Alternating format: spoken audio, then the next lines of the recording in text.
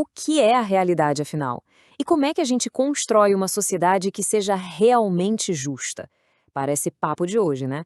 Mas olha, há 2.400 anos, um filósofo grego chamado Platão já estava quebrando a cabeça com isso. E as respostas que ele deu, bom, elas não só fundaram a filosofia ocidental, como continuam a nos desafiar até hoje. Bora entender como ele chegou nesse raciocínio? Uma vida não examinada não vale a pena ser vivida. Essa frase é forte, né? E ela é o ponto de partida de tudo.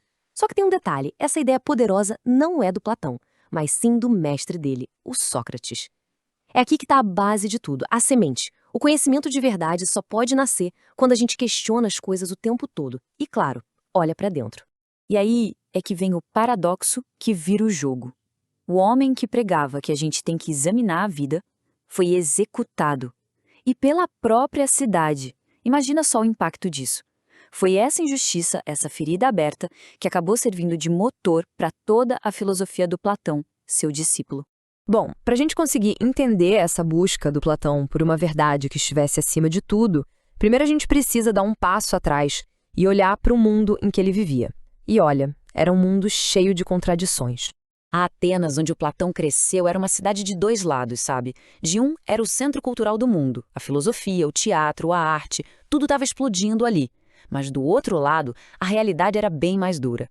A democracia era super limitada, excluía a maioria das pessoas, e Atenas estava no meio de uma guerra terrível contra Esparta, que trouxe uma instabilidade gigantesca. Foi exatamente nesse choque, nesse contraste entre o ideal e a decadência, que o pensamento do Platão começou a tomar forma. E no meio dessa confusão toda, um acontecimento em particular vai, digamos, selar o destino do Platão e empurrar ele de vez para o caminho da filosofia. E foi justamente a execução do seu mestre. Olha só, Platão nasceu numa família da elite, sabe? O caminho dele estava meio que traçado para a política. Mas ele conheceu Sócrates e tudo mudou. Ele largou as ambições políticas, artísticas, tudo para seguir a filosofia. Só que, em 399 a.C., ele viu que parecia impossível acontecer. A democracia de Atenas, que devia ser o símbolo da justiça, condenou à morte justamente o homem que ele considerava o mais sábio do mundo. Essa experiência foi, sem dúvida, o grande divisor de águas na vida dele. E essa era a pergunta que não saía da cabeça do Platão. Como pode? Como que uma democracia, que é o símbolo da liberdade, comete uma injustiça dessas?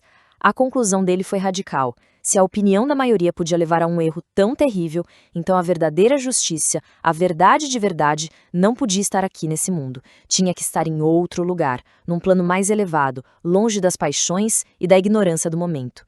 E foi aí que Platão chegou na sua ideia mais revolucionária, a grande sacada dele, a de que este mundo que a gente vê e toca é só uma sombra, uma cópia de uma realidade muito mais verdadeira. A resposta dele para isso é o que a gente conhece como a teoria das formas. Para ele, a realidade é dividida em dois. Primeiro tem um mundo sensível, que é esse mundo aqui, que a gente percebe com os nossos sentidos. Aqui tudo é imperfeito, tudo muda, tudo um dia acaba. É o mundo das cópias. Mas acima dele existe um mundo inteligível, o mundo das ideias. Um lugar perfeito, eterno, que a gente só consegue acessar com a razão. É lá que moram as formas verdadeiras de tudo. Então, por exemplo, toda cadeira que existe aqui é só uma cópia imperfeita da ideia de cadeira perfeita e única que existe lá nesse outro plano. Para ilustrar essa teoria, ele criou a famosa alegoria da caverna, que é simplesmente genial. Pensa assim. A maioria de nós vive como prisioneiros, acorrentados no fundo de uma caverna, olhando para uma parede. A gente vê sombras passando e acha que aquilo é a realidade. O filósofo, para Platão, é o prisioneiro que consegue se libertar, que enfrenta a subida difícil e dolorosa para fora da caverna e finalmente vê a luz do sol, ou seja, a verdade. Mas aí vem a parte trágica. Quando ele volta para tentar libertar os outros, eles não acreditam. Eles zombam, rejeitam essa nova realidade, porque estão muito acostumados com as sombras. Ok. Então, se existe uma verdade superior, uma realidade além das sombras, como é que a gente aplica isso na prática? Platão volta para a política. Para construir a sociedade justa, a pergunta fundamental é: quem deve estar no poder? No seu livro mais famoso, A República, Platão desenha um estado ideal que é um espelho da alma humana. Ele dizia que a nossa alma tem três partes: uma racional, que pensa, uma impetuosa, ligada à coragem, e uma parte ligada aos nossos desejos. A cidade ideal, então, também deveria ter três classes: os produtores, que cuidam das necessidades básicas, os guardiões, os soldados, e os governantes, A justiça, tanto para uma pessoa quanto para a cidade, acontece quando cada parte faz o seu trabalho direitinho, em harmonia e sempre com a razão no comando. E aí a gente chega no ponto central: quem deve governar?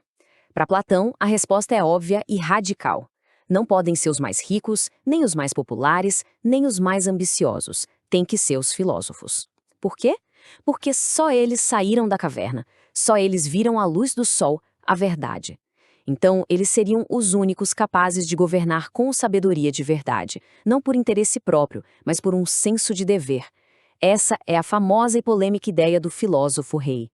Bom, tudo isso pode parecer meio utópico, né? Uma viagem. Mas o impacto das ideias do Platão na história do mundo é tudo menos abstrato. É uma coisa muito concreta e que dura até hoje.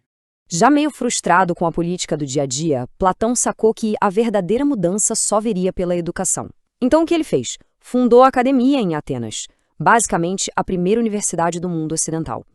Uma escola feita para formar pessoas capazes de buscar a verdade. E olha, não foi um projetinho qualquer, a academia durou quase 900 anos, moldando gerações de pensadores. E o legado dele é absurdo. Para se ter uma ideia, o aluno mais famoso dele foi Aristóteles, outro gigante. As ideias de Platão influenciaram profundamente a teologia cristã, especialmente com Santo Agostinho. Ele foi redescoberto e virou febre no Renascimento e continuou a provocar debates com filósofos modernos, de Descartes a Nietzsche. E claro, a alegoria da caverna virou uma metáfora que todo mundo usa, né? Aparece em filmes, em músicas, em discussões na mesa do bar, tá em todo lugar. E tudo isso traz a gente para uma última reflexão que é inevitável. A metáfora da caverna, criada há mais de 2 milênios, continua super atual. Ela meio que obriga a gente a se perguntar quais são as sombras na parede que hoje confundimos com a realidade, que verdades podem estar esperando por nós fora da nossa própria caverna. A busca, que ele iniciou lá atrás, definitivamente continua.